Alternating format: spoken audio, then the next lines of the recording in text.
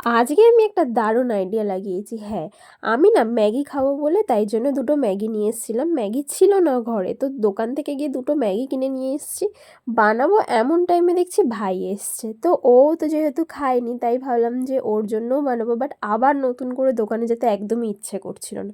তাই আজকে নতুন করে আইডিয়া লাগিয়ে ম্যাগি আর পাস্তা, ঘরে ছিল অল্প একটু পাস্তা, এই দুটোকে মিশিয়ে আমি আজকে বানাচ্ছি।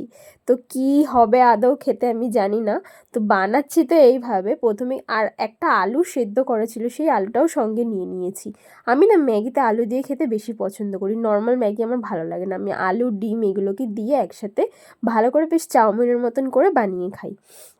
তো দেখো এখানে আমি ম্যাগিটা রেডি করে নিয়েছি। শুধু ম্যাগি তো বলা যায় না, ম্যাগি উইথ পাস্তা। তো একটু টমেটোও দিয়েছি, আর কী কী দিয়েছি তোমাদেরকে তো আমি প্রথমেই দেখিয়ে নিলাম। আর এই যে রেডি হয়ে গেছে, খেতে কিন্তু সেই হয়েছে, জাস্ট ওয়াও!